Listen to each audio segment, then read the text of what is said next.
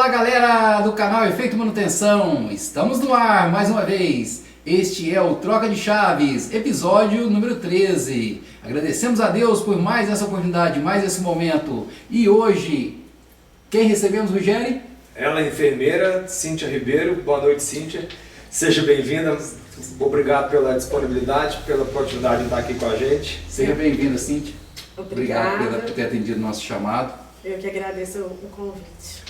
E a pergunta tradicional para a gente abrir, João? A pergunta de sempre, né, para os nossos seguidores, né, saber com quem a gente está realmente falando. Quem é Cíntia Ribeiro?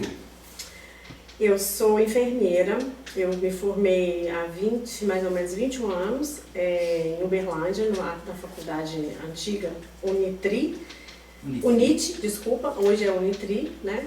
E morei lá por 7 anos. E vim pra cá em 2002, 2001, comecei já a trabalhar. Trabalhei, assim, com 40 dias já depois que eu me formei, foi bem rápido, foi meu primeiro emprego na Unisa. Aí depois eu fui pra Casa do Caminho, Dom Bosco, Santa Casa, fiz o concurso da prefeitura e hoje eu trabalho na Santa Casa e na UPA, na prefeitura. Muito bom. Cíntia, e como você escolheu a enfermagem? A Cíntia sempre foi da área de saúde? Não, nunca fui da área da saúde, foi uma escolha que eu queria fazer alguma coisa relacionada à saúde. Então, a princípio eu queria fazer medicina, aí não consegui, né, porque tinha que ter uma dedicação muito ampla, muito, né, exclusividade, e eu estudava o colegial aqui na época, no Colégio Dom Bosco, e fazia à noite o magistério. Só que eu não concluí o magistério porque eu precisava de estudar mais para eu fazer a medicina, mesmo não ter passado. E aí acabou que eu fiz aqui o curso de enfermagem. Teve um vestibular aqui, uma extensão da UNIT, né, de Uberlândia, eu fiz. E fui saber o que era enfermagem depois que eu me formei, depois que eu comecei a trabalhar. E foi por esse caminho mesmo. Legal. Minha mãe também tinha vontade que eu fazia medicina, mas eu tinha problema de audição, não entendi oficina. E entrei nessa de mecânica até hoje. Cíntia, e quem estuda enfermagem, igual você estudou, né, pode atuar em quais áreas? Então, a enfermagem ela tem uma gama de possibilidades de especialidade mesmo, né? Assim, é até equiparado um pouco com a medicina. A medicina tem várias áreas que o médico pode atuar. E o enfermeiro também, com especialização, com mestrado, doutorado, pós-graduações, então pode escolher. Existe um enfermeiro que trabalha na unidade de UTI, enfermeiro intensivista, enfermeiro que trabalha com nefrologia, trabalha com controle de infecção hospitalar, que no meu caso foi o que eu me especializei, né? Tem 20 anos que eu trabalho com isso dentro do hospital. E tem uma gama de especialidade que ele pode escolher. Depois da faculdade, ele orienta o que ele quer fazer e faz a pós-graduação, mestrado, doutorado, PhD, enfim, o que tiver. Então, você falou sua área, você hoje trabalha diretamente com infecção hospitalar? Com controle. Com controle? Na verdade eu fiz uma pós-graduação que chama Prevenção e Controle de Infecção em Serviços de Saúde, que é direcionado para hospital, ambulatório, clínica, unidades de saúde no geral. Legal. Bom, Cíntia, e tem diferença no que você falou do médico, do enfermeiro que atende na UTI, na unidade de terapia intensiva, para o que atende no quarto? Ah, sim, com certeza. Geralmente, o médico que trabalha na UTI, ele tem que ter um curso também voltado para intensivista, um médico intensivista. O enfermeiro também, no caso, também? O enfermeiro também, né? Com certeza, eles têm que ter, isso é uma exigência para quem trabalha nisso, eles têm que ter um curso que comprova que eles são intensivistas. E da mesma forma o médico clínico geral, ele faz residência, que é uma especialização, que ele vai fazer o que ele escolher. Né? O médico da clínica geral, o médico cardiologista, o médico anestesista, enfim, eles têm que ter um preparo que é um estudo a mais depois da graduação deles, assim como o enfermeiro. Certo. Cíntia, quando a gente fala de conselho das profissões, no caso da enfermagem, tem um conselho? Qual o conselho que Sim, nós temos 2 conselhos, né? O Conselho Federal de Enfermagem, que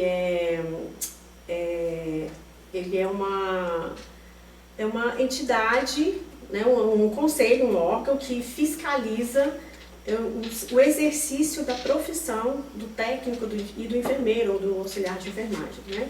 Ele tem esse objetivo de fiscalizar o exercício desses profissionais em cima da lei de exercício da nossa profissão. Então, ele tem esses dois objetivos, né? Ele vai fiscalizar o nosso exercício da profissão, como a gente está fazendo isso dentro do nosso trabalho, em cima dessa nossa lei.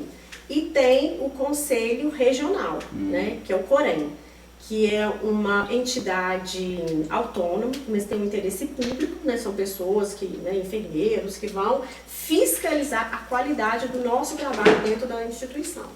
Né? Como que está sendo o nosso trabalho e a qualidade dele de prestar uma assistência qualificada para o paciente ou para o cliente, que é o nosso alvo, né, de assistência. Ô, Cíntia, quando a gente fala enfermeira, enfermagem, logo vem na mente da gente o pessoal lá de uniforme branco, né, com máscara e tudo. É padrão? Toda enfermeira usa uniforme branco ou varia de acordo com a instituição? Ou a instituição escolhe a cor, o modelo? Isso é um mito, vamos falar assim. Antigamente todo mundo, assim, o branco sugere higiene, né? Uma coisa alva, uma coisa estéril, limpeza, enfim. Só que antigamente as pessoas, era ao contrário. O médico, para mostrar que ele era um médico, o jaleco dele era sujo de sangue. Isso demonstrava ao contrário do que a gente pensa hoje de limpeza, de higiene. Mas aí as coisas são muito dinâmicas, né? Então o que acontece? Hoje em dia, acho que depois dessa pandemia aí, nós acabamos que temos o uniforme privativo. E aí cada setor começou a escolher a sua cor. Aí nós saímos do branco. E tem isso acho que é muito da instituição. O enfermeiro pode usar o azul marinho, ou enfermeiro, e ele pode diferenciar do técnico auxiliar, e eles usarem outra cor, né? Então quer dizer que o branco fica a critério hoje em dia, né? Não tem mais uma necessidade. Cíntia, pegando o gancho, você falou a questão da pandemia. Em 2020 chegou a pandemia, né? Pouco se conhecia, pessoal muito apreensivo. Como que foi para os enfermeiros? Como que foi cuidar dos pacientes e ao mesmo tempo enfrentar uma doença que pouco se conhecia, se cuidar também? Então, foi tenso, né? Tudo que a gente viu, assim, tudo que aconteceu, a gente olhava para a televisão e falava assim, quando é que isso vai chegar aqui pra gente? Porque foi exatamente, porque a pandemia chegou aqui pra gente depois. Acabou atingindo, vamos falar assim, as cidades do interior, bem depois do que a gente viu na televisão acontecer. E assim, a gente estava muito preparado, né? O hospital, a Santa Casa, muito bem preparado para receber os pacientes com Covid. E não chegava, porque foi bem depois de que tudo aconteceu nas capitais, né? E foi tenso. O primeiro paciente a gente conseguiu atender com aquelas roupas, aqueles macacões, tudo assim, com medo, mas assim, sempre pensando no paciente que tinha que cuidar, né? Ele precisa de atenção, precisa de cuidado global. Bom, o primeiro foi tranquilo, aí virou aquela pandemia, aquele surto de pacientes, porque a Santa Casa era uma referência de Covid. Nos hospitais para fazer exame? Foi assim, foi muito triste. E ao mesmo tempo tudo que a gente passou foi um aprendizado também, né? Porque nós trabalhamos o tempo inteiro. Eu não sou enfermeira da linha de frente. Eu era da linha da assistência indireta. Então, mas foi tudo isso que aconteceu. Foi difícil, foi triste, mas foi um aprendizado que, né, todo mundo trabalhando de EPI daquela forma mesmo, a gente nem acreditava, achava que isso não ia acontecer, mas foi daquela forma, os médicos, fisioterapeutas, e eu posso falar que foi tenso. E igual você falou, foi uma coisa super nova, né? A gente não sabia como que seria. Então, eu estava para te perguntar isso. E nesse histórico seu, nessa carreira sua, nessa experiência sua, você já tinha vivido algo parecido? Quando a gente fala de pandemia, Nunca. você já tinha... Covid foi agora, mas nós temos um histórico de outras pandemias, né? Você já tinha, Eu acho que, na verdade... dentro da sua profissão, você tinha lidado com alguma coisa parecida? Nunca, jamais. Acho que é pela idade mesmo. Acho que a maioria, né, da nossa idade de 40 anos aqui pra frente, nunca lidou com isso, né? Por isso que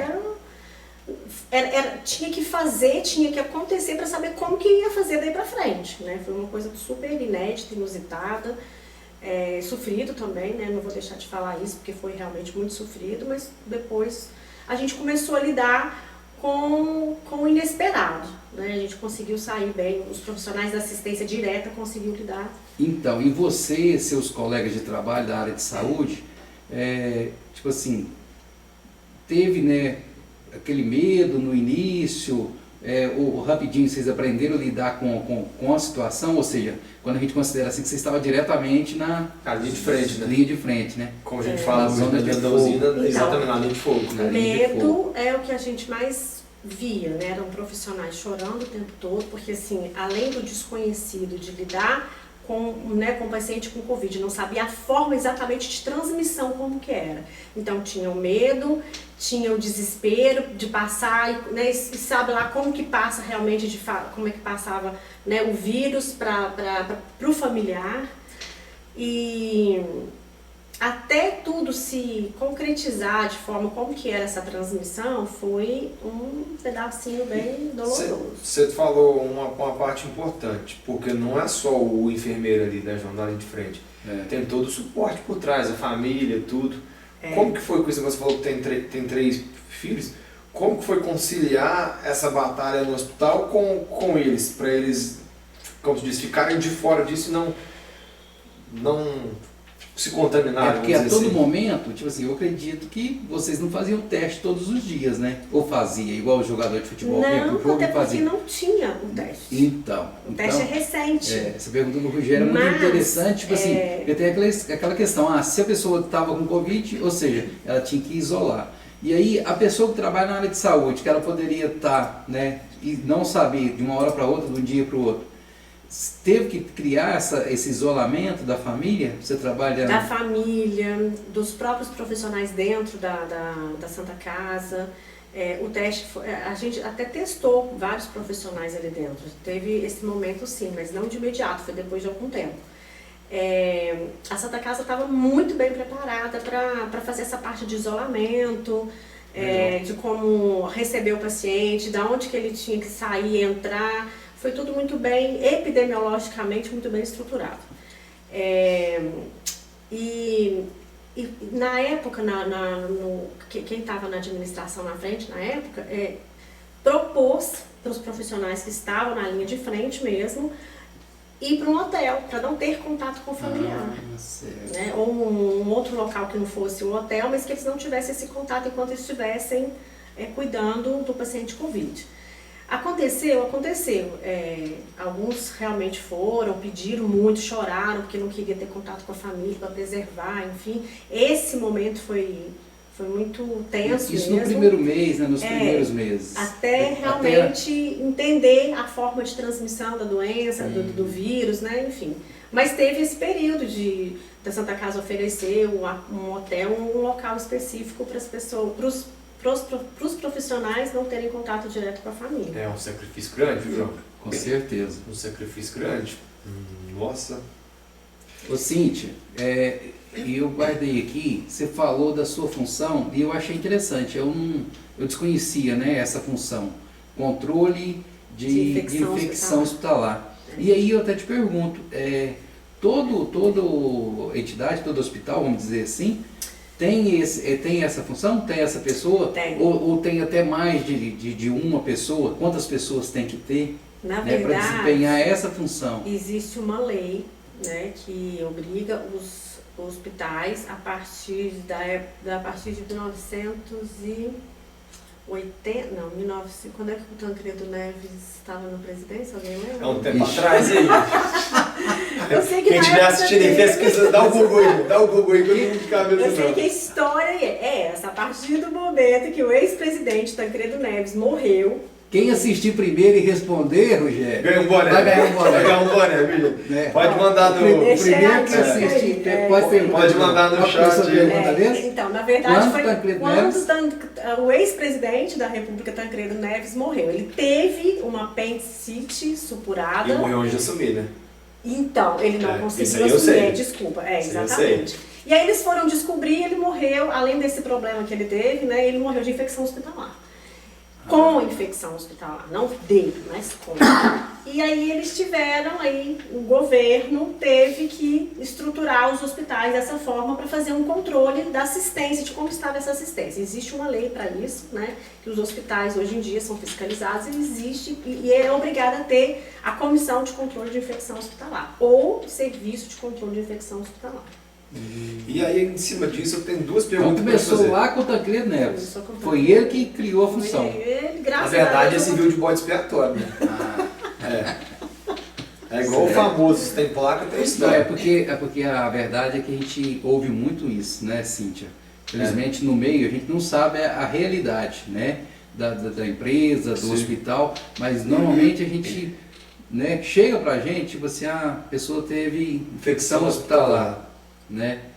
Entendeu? Ah, ele morreu foi disso? Não, ele morreu. Olha, eu costumo Isso, falar o não seguinte, sei se sempre, né, é realmente verdade. É a partir desse é ano. é a conversa que Em chega no... 1988 existe a lei para os hospitais terem a comissão de controle de infecção hospitalar, que é o enfermeiro, obrigatoriamente o enfermeiro, porque ele conhece mais parte dentro do hospital de assistência, né, de epidemiologia, o infectologista. Tá. Também ele contribui muito para fazer o controle de infecção dentro da comissão e outros profissionais. Mas é isso, todo hospital tem que ter isso mesmo, Tá. porque... A gente, na nossa área, a gente, tipo assim, eu estou até relacionando aqui, qual que é a relação, né, que você pensa assim, com relação a um técnico de segurança? É mais ou menos, né? Chega muito próximo, né, tipo assim, do técnico de segurança, sabe? No nosso meio industrial, normalmente tem ali o técnico de segurança, né? Que zela pelo profissional, que verifica, né, se o profissional está utilizando EPIs. Exatamente, né? isso. O trabalho do enfermeiro ele é muito mais amplo, né? Eu costumo falar que a gente mete o bedelho em todos os setores dentro do hospital, porque a gente acaba fazendo inspeção em tudo. Na lavanderia, no hospitalar, no serviço de nutrição, na enfermagem, no serviço de imagem. Porque eu costumo falar, gente, onde tem profissional da saúde e a gente trabalha com as mãos, a probabilidade de ter infecção é muito grande. Sim. Né? Por isso que se chama controle de infecção hospitalar. A gente controla. Não tem como exterminar, zerar. Então, o hospital que tem, viu, pessoal?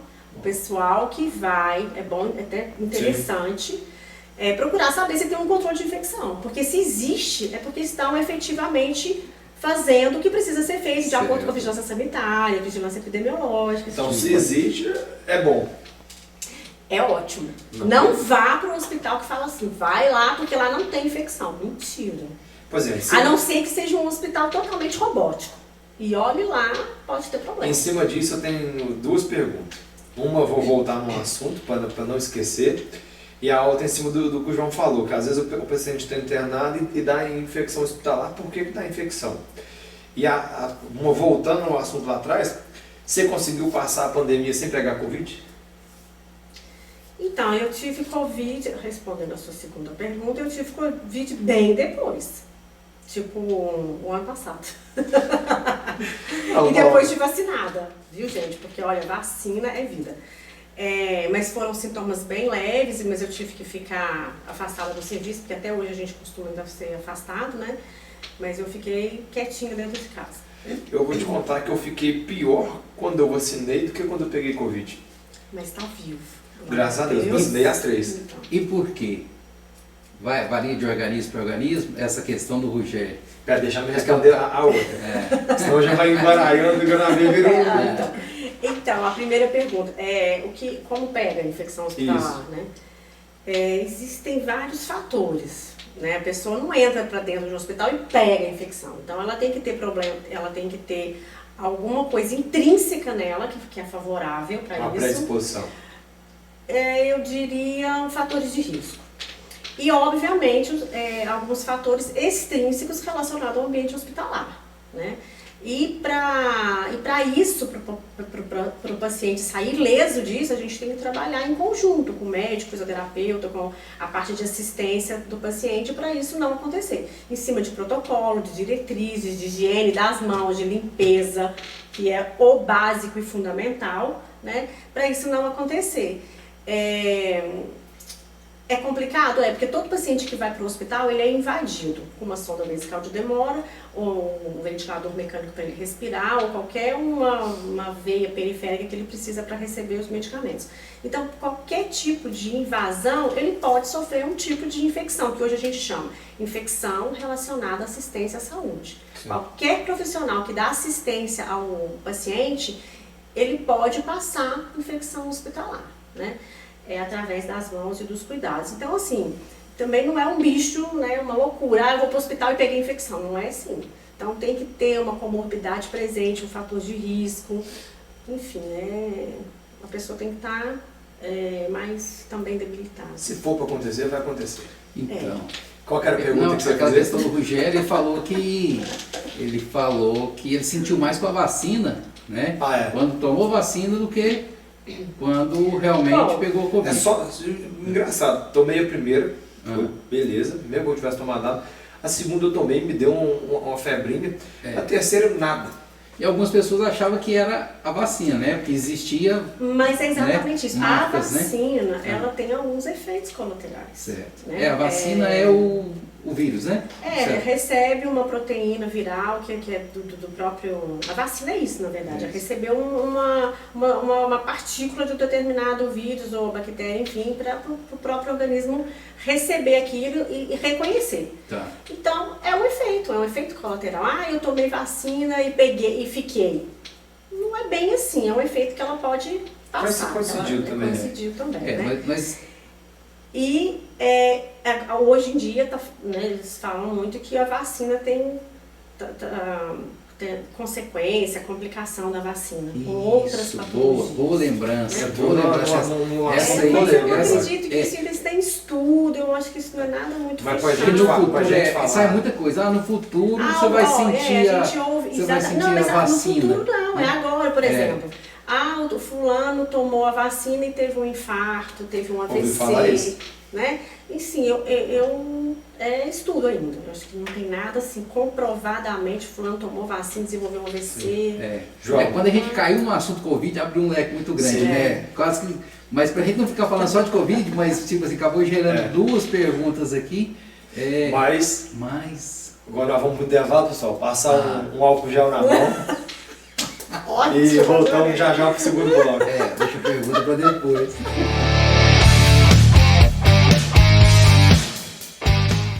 Voltamos! Você está no canal Efeito Manutenção. Esse é o Troca de Chaves, episódio 13. E hoje estamos aqui falando com a enfermeira Cíntia. Sim, especialista em infectologia. Comprometido, tá aqui o álcool, gente. Ó. Dá a mão aí. Tá vendo? Dá a mão aí que... E esse foi um aprendizado, né?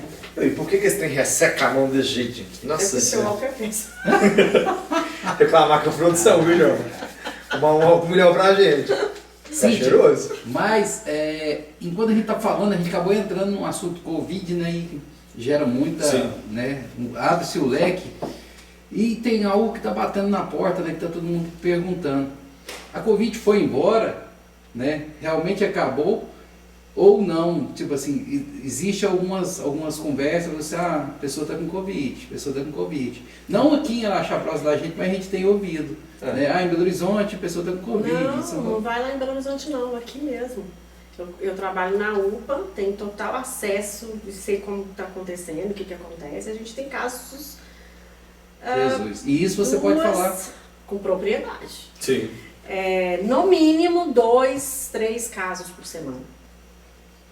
Isso aí acho que vai se estendendo ainda por tá. Deixou de ser a pandemia. Uma pandemia, saímos da emergência pública, né, do surto, mas continuam os casos sim, leves, claro, graças a Deus, e alguns casos ainda que o paciente, dependendo da comorbidade dele, ele ainda vai para UTI, ele ainda fica internado, mas a maioria, graças a Deus, vai embora. Então, Sai da lupa. foi dado o Um recado, sai né, andando, Rogério, sai para no caixão, nossos vai. seguidores de primeira mão. O que eu recomendo é sempre ainda manter Os as cuidados, medidas e os cuidados. Mas hoje né? está mais brando, tá uma Não, espécie de hoje o uma povo virose. esqueceu. Esqueceu desses cuidados, na verdade, né? Não, na época da As pandemia... pessoas estão se acomodando, né, novamente. Muito, de novo. Na época da pandemia... Aonde era para se aprender, parece que o negócio já está escapando já. E na época da pandemia o pessoal falava, isolamento, o pessoal fazia, né? Final de semana juntava todo mundo, se isolava na casa de um e pau quebrava. Aí segunda-feira eu não ia trabalhar porque era Covid. Era Eu peguei, rapaz, não foi um nem outro, isolava no final de semana na Gente, casa a dos outros. transmissão é muito nítida. Então podemos falar que a culpa é do seu pai, então. Ele é o responsável Ele é o disso. responsável de reunir a Tipo, família. conversando com todo mundo. Tá certo. E ele compartilhou muito. Inclusive, vem pra cá isolar aqui, pessoal. Inclusive foi um que pagou pela falta de bem. cuidado, passou apertado com o Covid. Nós estamos brincando. Foi mas transferido pra Santa Casa também.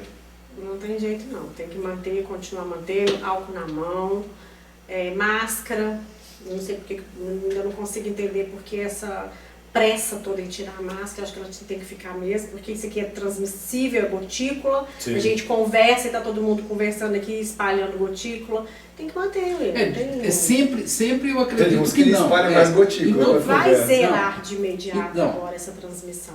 Então, Cíntia, a questão da máscara, acho que em todos os ambientes eu acredito que, tipo assim, que não, né? Que sim, Que sim. porque tá todo mundo Não, aglomerado. é porque eu ia te perguntar o seguinte, em quais ambientes que, tipo assim, não vão deixar. Eu acho que é em igual- quais ambientes a gente não vai deixar a máscara? Eu Ou acho seja, que é igual no fumar. ambiente, na área de Ambiente saúde, fechado né? tem que estar de No máscara. ambiente. Olha, uma coisa que acontecia que eu vi Rogério, nitidamente. aí Mas é nós- complicado. Aí nós estaríamos aqui agora de máscara ainda. É tal, complicado, né? é muito relativo. E, né, nós não estamos na Mas, pandemia por exemplo, mais. se fosse em outro momento, se fosse no auge da pandemia, às vezes já não estaria nem gravando, né? Se você Ou estaria de máscara. Se você falar assim, não, lá, Com isolamento de lá na área, né? as clínicas, né, na área de saúde, tipo assim, sempre de máscara, né? Gente, me deixa Considera assim, presta atenção. na área alimentar, vamos dizer assim, nos restaurantes, sempre colocando a luva. Né? Luva pra gente pegar o talher, porque Isso. assim, eu vejo coisas absurdas acontecendo, a pessoa manipulando o nariz e pegando o talher, e você vai ali, acho que tinha que manter isso. Agora- Eu já vi o garçom trazer o prato conversando em cima do seu alimento. Sim.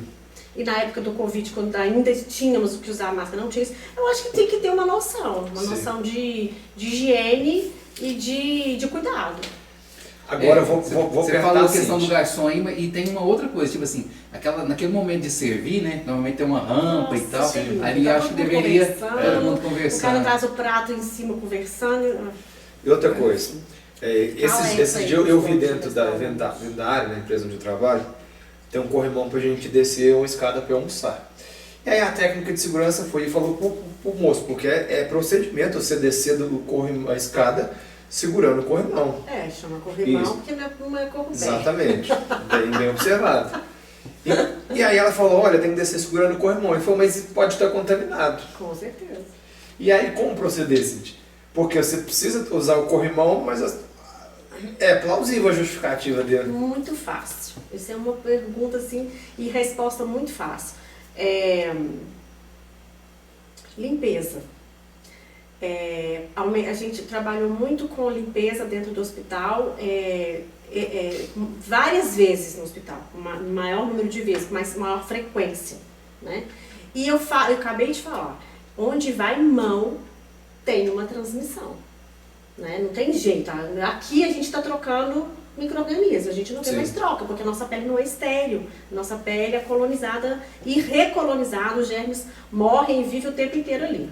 Então, lavar a mão, gente. Qual é a dificuldade de lavar a mão, de usar um álcool? Porque assim, tudo bem, a menina da limpeza, onde que a gente está, onde trabalha, ela não vai ficar fazendo limpeza, passou um, vai lá e limpa. Ela tem um horário para fazer isso, né? Mas qual é a dificuldade de fazer determinadas coisas e higienizar com álcool? A mão limpa, visivelmente limpa, a gente usa o álcool. Não só o álcool. Visivelmente suja, a gente lava com água e sabão. Não só o álcool, né, Cíntia? Tipo assim, né? Aqui a gente aproveita, a gente fala bem e a gente joga as dicas também, né? Às vezes a gente vai em alguns restaurantes que você vai higienizar a mão e não tem sabão, né? pede. Vai lá no Pois gerente e pede. Então, Assim, para quem está mas focado para nisso quem, ligado... pro dono do comércio, né, fica a dica, né? Não, total. Tipo assim, vamos deixar Mas faltar deixa eu te sabão falar. para lá, pro cliente lavar a mão. Eu tenho percebido que eu acho que assim, a vigilância municipal tem olhado isso em alguns estabelecimentos. Né? Não pode deixar faltar. Mas não é nem às vezes por causa do Covid, às vezes o Covid veio para enfatizar isso, mas por questões de pessoal, de higiene mesmo. Correto. E isso é uma condição que eu aprendi que lava a mão, menino, é coisa de pequeno. Isso vem lá da infância, né? Tinha até uma música que a gente cantava de lanchar, que a gente lavava a mão. Agora, eu me chegou cantando esse dia, eu esqueci a música. E aí, quando eu fui trabalhar com isso, eu fui ver que nitidamente como a gente tem que ficar pedindo, o médico pede o enfermeiro, lava a mão, lava a mão, lava a mão, vamos ter esse cuidado, porque... Sim, por isso que eu te pergunto de vez em quando, lembra? Se lavar a mão... Vou cortar isso aí depois. Oh. Vocês acham que as coisas de vocês é estéreo, né? Você lava a mão, Rogério? E falando nas mãos, sempre tudo que a gente vai fazer, a primeira coisa que vai é a mão. Você quer ver alguma coisa, deixa eu ver, leva a mão. Tá quente, põe a mão. Que tipo de EPI que um enfermeiro precisa usar? Para fazer o cuidado? Para trabalhar no dia a dia, na rotina. Então, a gente tem um cuidado que chama precaução padrão. O que é precaução padrão? É cuidar do paciente ou do doente independendo da patologia dele de transmissão, que a princípio a gente não sabe. Sim. Então, se a gente tá ali, pegou o plantão, viu o histórico do paciente e viu que vai ter risco de ter contato com qualquer secreção biológica dele, usa luva. Tem risco de gotícula, de transmissão de gotícula do paciente para o profissional, usa máscara, usa o avental. Então, assim, tratar o paciente como se ele tivesse uma doença transmissível. Usar sempre luva, higiene das mãos, o avental, máscara, o óculos, que é importante também na hora de fazer algum procedimento que demanda gotícula. E assim, eu não consigo entender a dificuldade das pessoas entenderem isso, mas é por isso que a gente está lá, o tempo inteiro falando, pedindo, cobrando, né? Sim. E além dos EPIs, quando você tem os procedimentos, às vezes você vai dar uma vacina, uma injeção, vai tirar um sangue, depois como que é feito o descarte desse resíduo, dessa agulha? Existe também dentro pelo menos da onde eu trabalho, existe, e eu acho que em outros hospitais também, um setor que faz esse tipo de trabalho, que é de gerenciar os resíduos dentro do hospital. Então, os profissionais que trabalham lá, nós temos que saber onde descartar. E para cada tipo de resíduo tem um tratamento e uma lixeira adequada para fazer esse descarte. Né? Identificado, resíduo químico, resíduo radiológico, resíduo sem secreção biológica, resíduo com secreção biológica, com pérfuro cortante, enfim. Isso está muito bem delineado e desenhado dentro do hospital, identificado. Né? Esses pérfuros cortantes descartado no resíduo próprio para pérfuro cortante. Isso é importante. E isso é falado no dia a dia, existe, sim, então, existe? Dentro da nossa área, né, de industrial, a gente sempre tem lá os DDS, né? Vocês também têm os DDS, tipo assim, tem CIPAT, né? A CIPA bate em cima dessa questão. Nós temos, é um setor, né, que chama Programa de Gerenciamento de Resíduos Sólidos em Serviços de Saúde. Bonito. Então é uma pessoa que inclusive... é Programa de Gerenciamento de Resíduos Sólidos em Serviços de Saúde, PGRSS. Então, eu também comecei na época fazendo isso. Gostei mais da sigla, é mais fácil de gravar do que o nome. E aí... Vai, então repete. PGRSS. E esse vai somando as S para frente. Serviços Sólidos, Programa de Resíduo em Serviços... é isso aí. Sólidos. Falou para trás de gravar. Então, existe uma pessoa para fazer isso, para treinar os técnicos e mostrar para eles onde eles têm que descartar. E a CIPA, que é uma comissão interna de prevenção de acidente, né, nós também trabalhamos na parte de prevenção com pérfuro cortante. fazendo capacitação, Tá orientação. vendo? Muito interessante. Tipo assim, como a gente, eu desconhecia e a maioria das pessoas eu acho que desconhece, né? Essa função que você desenvolve, desconhece também que existe outras funções, né? Sim. De controle dos... E mais assim, dos para utensílios, abranger fora do hospital, a gente também tem que pensar no próximo que em casa. Né? Como que a gente descarta isso para o gari pegar, né? O lixeiro pegar? Exatamente. Certo. Então, a gente, Boa, e boa. assim, o município também hoje trabalha, alguns já muito mais desenhados nessa questão de resíduo, de coleta de resíduo, né? A Araxá está caminhando. Tá. Mas a gente também tem que pensar no próximo que vai coletar isso, onde que a gente está fazendo? A gente produz muito resíduo dentro de casa. Né? Nós somos grandes produtores e a gente tem que saber separar isso de que forma. Né? Se a gente quebra alguma coisa dentro de casa que é um pérfuro cortante, como que a gente vai embalar Legal. isso para o colega que é um Isso é lixeiro? importante. Geralmente é quando quebra copo, alguma coisa, hoje a gente põe dentro de 2 sacolas ou põe dentro de uma outra caixa. Pra depois pôr na Geralmente uma sacola. caixa que é para pérfuro cortante, uma coisa mais Sim. Resistente. Mais resistente. É. Você falou E não do, dá tanto tato. você falou do gari, né? Gari que fala, né? Isso. Ou seja, o profissional que faz a coleta, né, do lixo, mas não só ele, né? E eu vejo mais eles precisam... A própria pessoa que lida com sucatas, com, Sim, né? nossa, Que lida reciclagem. com reciclagem, né? E assim, os chefes deles, assim, os coordenadores, tem que pensar neles também, tem que fornecer EPI, tem Sim. que mostrar essa importância, porque antigamente a gente via isso muito acontecer, né? Eles pegavam o resíduo, o lixo das nossas casas e jogavam, só que hoje, alguns eu vejo usar luva, mas assim, não está muito bem conscientizado com eles. Né? Eu acho que ainda precisa bater mais na tecla, porque isso é muita coisa cultural. E assim, você falou. Conscientização demora anos para acontecer, para fazer, né? Assim, a gente conscientiza, mas para acontecer efetivamente, isso Tem um ditado que fala que burro velho não aprende marcha nova. Tá. E você acha que tinha que ter um programa, assim, tipo assim, para essa conscientização, né? Um programa diferente, não sei, vindo da prefeitura, Mas ou existe. alguém tinha... Existe, assim, precisa mas a gente de não vê, no trabalhar. dia a dia a gente não vê uma campanha, né, falando Não acho que às vezes nem, assim, não sei se dessa campanha. conscientização. Eu sei que existem cidades que trabalham mais em cima disso, né? Existe, por exemplo... Existem cidades. E normalmente O nosso isso é lixão- direcionado, isso é vindo da prefeitura. Sim, o nosso lixão, por exemplo, se você puder ir lá e conhecer, ele está bem separado, onde que é o lixo hospitalar, onde faz o descarte, né, dos pérfuros cortantes, dos infectantes, enfim. E aí, aonde é o impacto disso voltando para o hospital? Se o hospital ele não fizer realmente, não tem um programa bem definido dentro dele, o município vai acabar um dia, acho que não é o nosso caso ainda, futuramente de pagar pelos erros do descarte. Por quê? Porque ele é pesado. Por exemplo, o lixo infectante dentro do hospital, ele tem que ser bem menos que o lixo comum dentro do hospital, que é onde não tem secreção, né? Por N fatores. Então, se a gente faz o descarte errado, uma hora o município pode pagar por isso, porque isso gera um tratamento fora do município.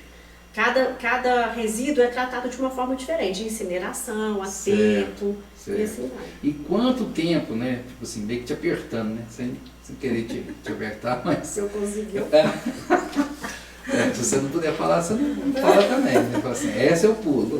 Tá bom. Mas quanto tempo normalmente esse resíduo fica? Esse resíduo gerado, ele fica ali, claro que cada Dentro resíduo do tem o hospital? seu espaço, seu ambiente. No hospital? Isso. Não, é rápido, tipo assim, a frequência de coleta dentro do hospital passa tipo de 3 a 4 vezes dentro do hospital. Aí a responsável retira de dentro do posto de enfermagem ou da sala de utilidade, um expurgo que fica dentro do hospital e leva para um abrigo externo. Aí ele fica armazenado lá e a coleta de lixo hospitalar vem buscar no final do dia. É praticamente... Cintia, você falou do material descartável, dos resíduos, mas também tem muitos materiais que são reaproveitados.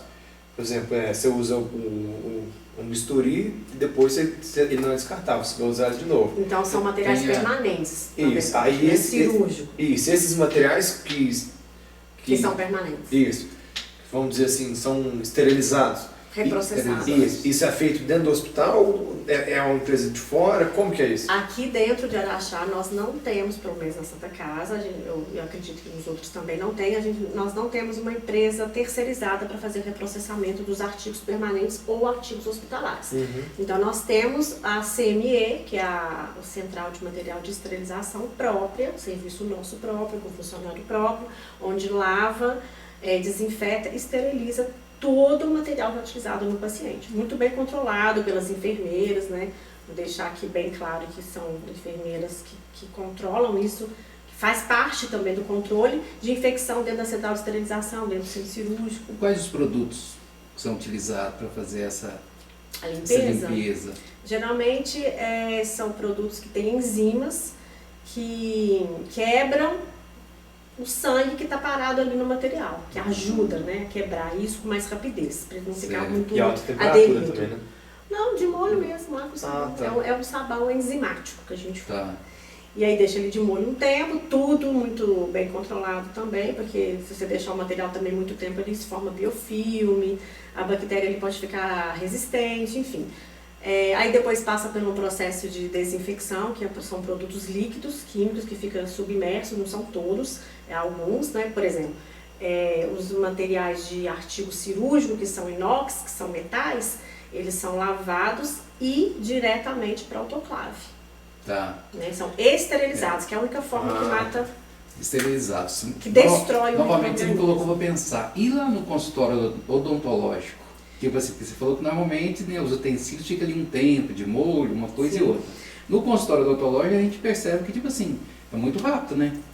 Mas de é o um pra mesmo outro, cuidado. é o Eles mesmo hoje cuidado? em dia, eles são pela vigilância municipal, eles têm esse mesmo controle. Eles têm que ter esse controle de limpeza e de ter um equipamento que faz a esterilização desses artigos odontológicos. Certo. Hoje em dia está muito bem assim, controlado, sabe? Legal. Existem pessoas que fazem essa vigilância. Certo. Ô Cintia, e mudando de assunto, dando um passo adiante, você queria perguntar mais alguma coisa?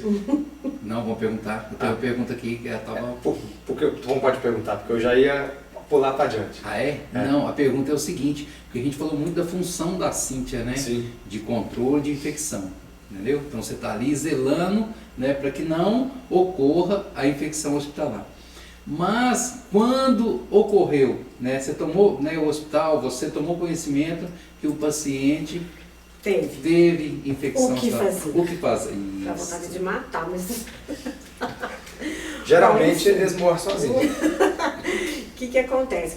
Quando a gente trabalha na prevenção sempre. Certo, né? trabalha na que prevenção, são as mas aí medidas ocorreu. preventivas, Isso. beleza. Então, nós, por exemplo, paciente cirúrgico, nós fazemos buscas pós-alta por telefone depois de 20 dias da cirurgia dele, para saber como que ele evoluiu. Porque a infecção de sítio cirúrgico, ela não vai acontecer dentro do hospital depois da cirurgia, porque o paciente vai embora em 48 horas, 72 horas no máximo. Certo. Isso vai ocorrer depois. Aí nós fazemos a busca por telefone e ele vai me contar o que aconteceu. Se acontecer de ter infecção de acordo com um critério bem determinado pela Anvisa, aí eu vou enquadrar isso no critério. Realmente é uma infecção de cirúrgica. Aí nós vamos atrás do médico para ele me contar o que aconteceu na cirurgia, se teve algum problema, se teve alguma contaminação grosseira ali no momento, que pode acontecer, né, gente? O ser humano é passível de erro, né? Pode acontecer sim. E a gente vai atrás para saber o que aconteceu, para a gente trabalhar nas melhorias para não acontecer de novo. Tá. Na forma de orientação, de conscientização, nada de punição. Certo. É sempre muito bem na orientação e conscientização. Pois é, e quando o paciente está sentindo algo diferente, né, tipo assim, ele, na verdade, ele não sabe ainda que ele adquiriu uma infecção hospitalar. Como preparar ele, como proceder, como passar essa informação para ele. Então, na verdade, quando acontece isso, quando são pacientes conscientes, orientados, pacientes pós-cirúrgico, nós conversamos e na verdade, ele vai passar pra gente o que aconteceu. A gente orienta ele a procurar o médico dele que fez a cirurgia. E tem um profissional próprio para isso? Vamos falar assim, um psicólogo, né, dentro do hospital para passar essa informação? Não, ou então, enfermeiro? Não, médico? quando é paciente consciente orientado pós-cirurgia, na verdade, ele está contando para mim por telefone o que está acontecendo. Certo. A gente orienta ele a buscar o médico, vai atrás do seu médico, conta para ele o que aconteceu, porque depois ele faz o retorno com o próprio médico dele, né? Agora, quando os pacientes, aí o médico, se quiser, ele conta, isso vai da conduta de cada profissional. Agora, certo. quando é um paciente que não é consciente, que está à mercê dos cuidados, né, dos profissionais, que está numa UTI e que pode desenvolver infecção hospitalar, assim, a gente não tem o costume de chegar para a família, olha, ele pegou uma infecção, não sei o quê, né, uma pneumonia, trata normalmente. Certo. É tratado normalmente, não vai deixar de tratar.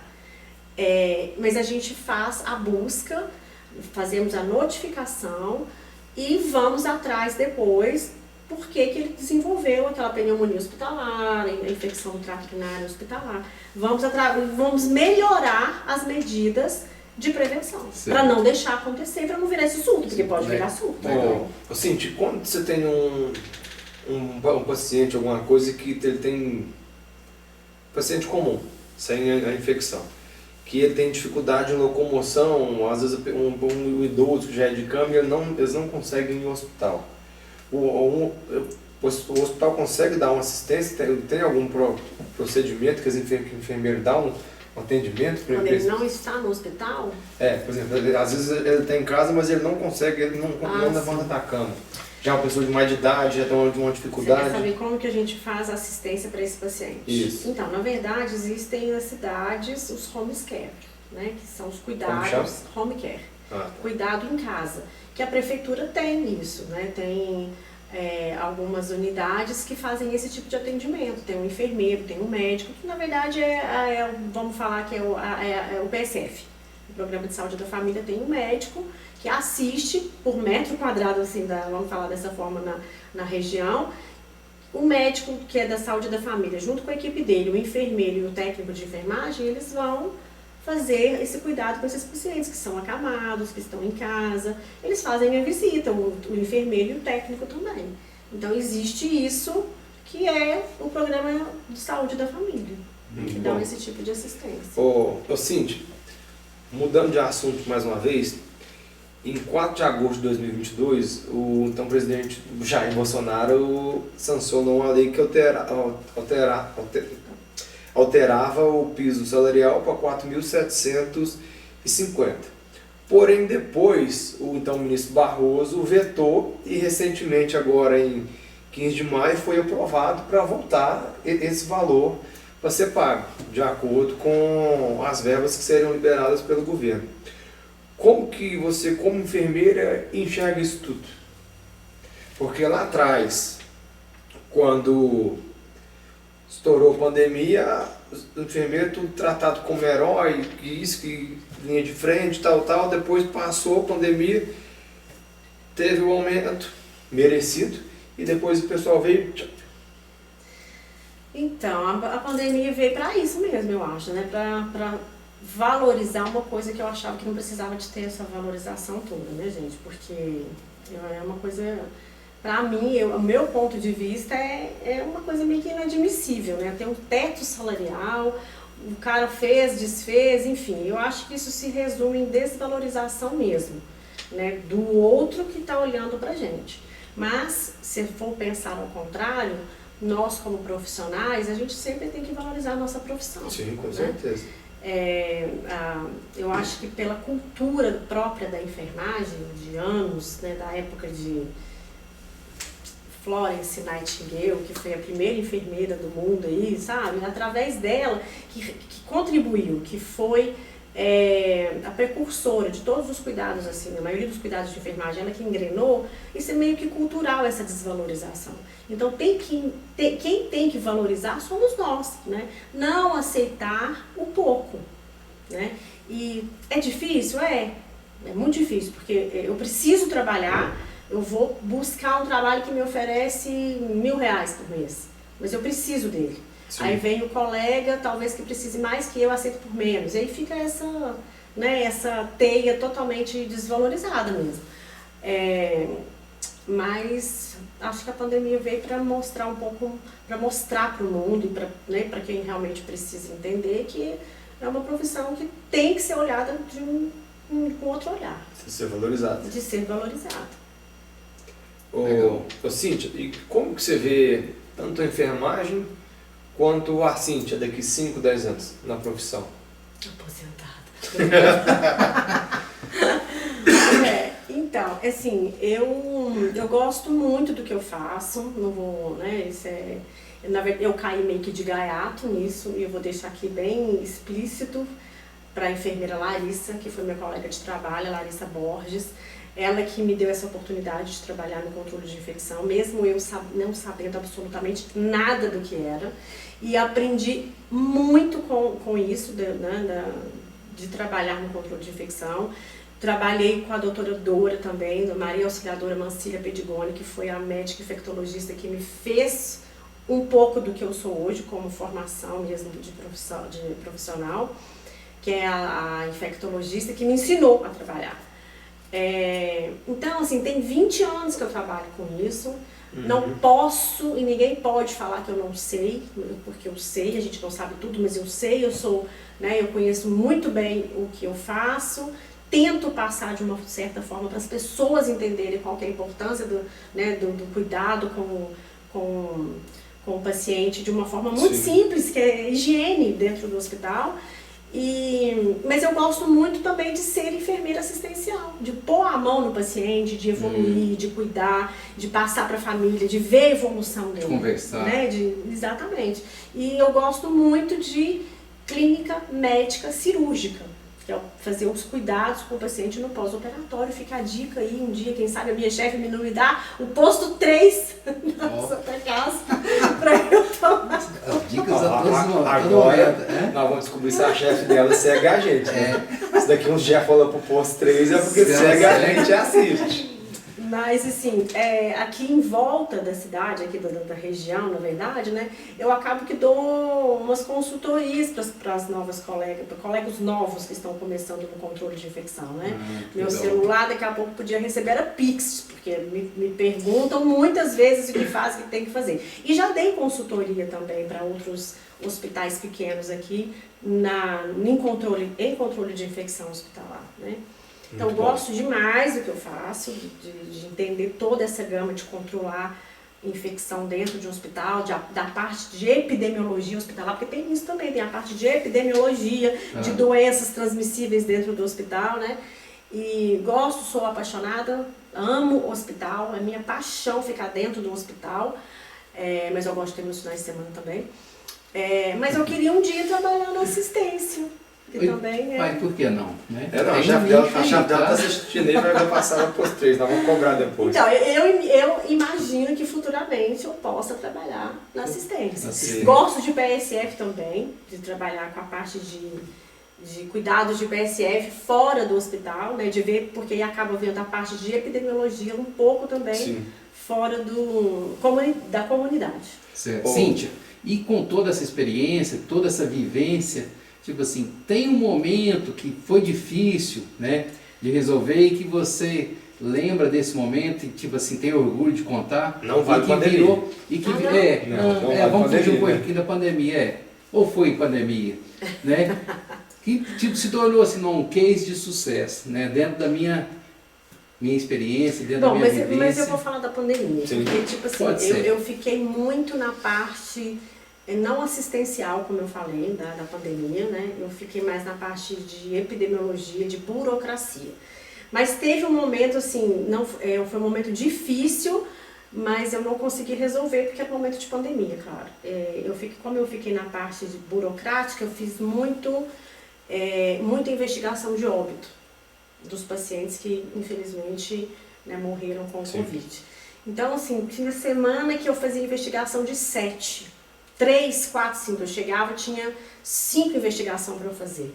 E aquilo ali foi me causando um certo desconforto, uma tristeza também, porque quem estava na assistência direta sofreu muito, chorava muito, via, porque eram parentes ali dentro da UTI que morriam, era o filho que estava lá, o pai aqui, a esposa, todo mundo morrendo, aquela loucura. E aí eu tive esse meu momento também de tristeza, porque eu comecei, eu fazia só o papel, mas eu via a coisa acontecer. Eu falei, meu Deus, mais um que morre amanhã, mais outro, e mais outro, e mais outro, quando é que isso vai parar? Então isso pra mim, eu sofri também, eu chorava, inclusive muito, assim, de ver o que estava acontecendo. Qual foi o momento lindo que eu vi, que foi um case, assim? Nossa, essa foi maravilhosa. Nostalgia. Foi quando eu descobri que eu estava grávida da minha terceira filha. E eu, obviamente, né, como eu sou tímida, né, Rogério? Sim, bastante. Eu contei para todo mundo no hospital que eu estava grávida e nesse dia eu consegui fazer um parto. No mesmo dia que eu descobri, eu consegui fazer um parto na sala de parto, sozinha, assim.